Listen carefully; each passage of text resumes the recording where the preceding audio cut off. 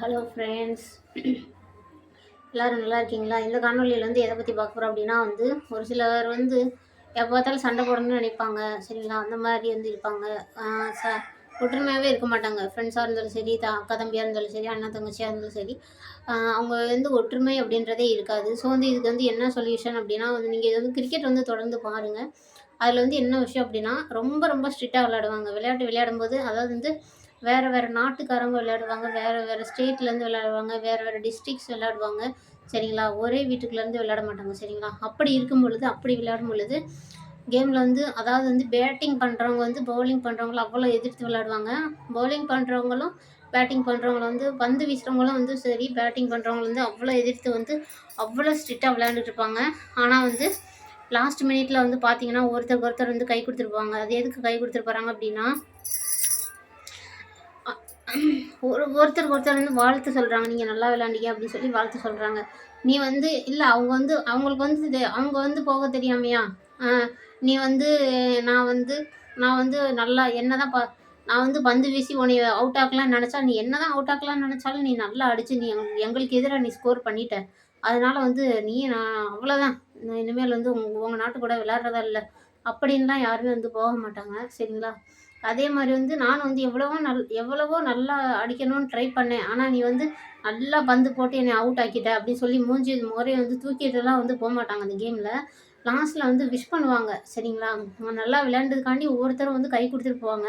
So அதுதான் ஒற்றுமை அப்படின்றது அதுதான். சரிங்களா? கிரிக்கெட் நீங்கள் வந்து தொடர்ந்து பாருங்கள். அதில் வந்து என்ன நடக்குதுன்னு அந்த ஃபைனலில் வந்து ஃபைனல் சீனில் வந்து என்ன நடக்குது அப்படின்னு பாருங்கள். அவங்க வந்து ரொம்பவே ஒற்றுமையாக இருப்பாங்க. ரொம்ப வந்து நெக்ஸ்ட் டைம் விளையாடணும் அப்படின்ற காரணமாக வந்து அது இருக்காது. அது வந்து நம்மளுக்கு ஒரு சம்திங் நம்மளுக்கு வந்து அது வந்து ஒரு விஷயம் வந்து சொல்லி தருது அப்படின்றது எனக்கு வந்து மனசில் பட்டுச்சு. அதனால தான் நான் அது வந்து உங்களை சொல்லணும் அப்படின்னு ஆசைப்பட்டேன்.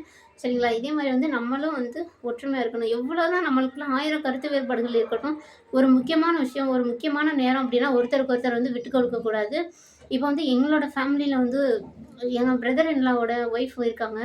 அவங்க வந்து எப்படின்னா, இப்போ வந்து குடும்பத்துக்குள்ள எங்களோடலாம் வந்து நல்லா சண்டை போடுவாங்க. நாங்க அக்கா, தங்கச்சிகள் நல்லா சண்டை போட்டுக்குவோம். ஆனா வந்து வெளியில வந்து எங்கள வந்து விட்டு குடுக்காம பேசுவாங்க. ஸோ வந்து அவங்க அவங்க வந்து அந்த மாரி தான். சரிங்களா? இப்போ எனக்கு வந்து டக்குனு வந்து அவங்க வந்து ஞாபகம் வந்துச்சு. அவங்களோட ஞாபகம். சரிங்களா? ஸோ வந்து என்னதான் நாங்க வந்து எங்களுக்குள்ள நாங்க அடிச்சிருக்க சண்டை போட்டிருக்கோம். எவ்வளவோ சண்டை வந்திருக்கு. எவ்வளோ இதா இருக்கு.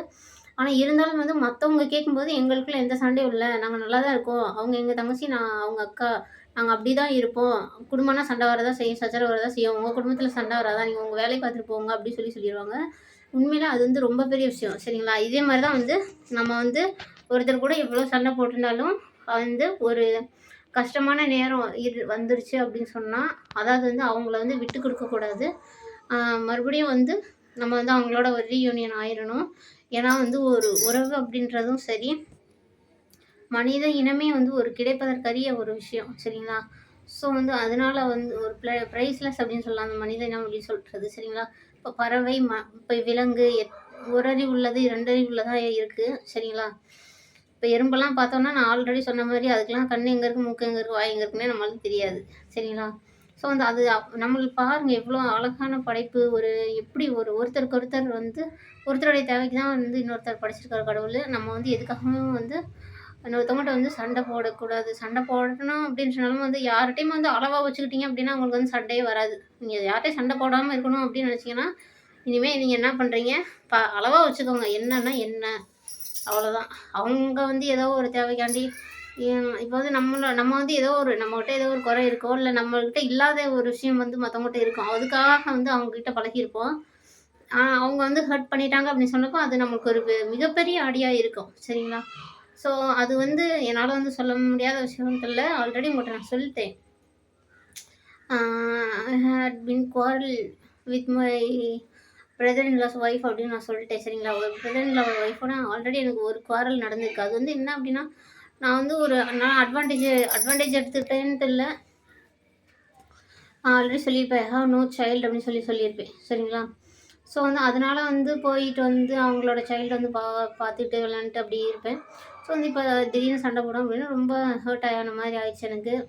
ஸோ இந்த இதிலருந்து நீங்கள் என்ன தெரிஞ்சுக்கணும் அப்படின்னா, யார்கிட்டயுமே வந்து லிமிட்டாக இருங்க. என்னன்னா என்ன அப்படின்றதோட இருங்க.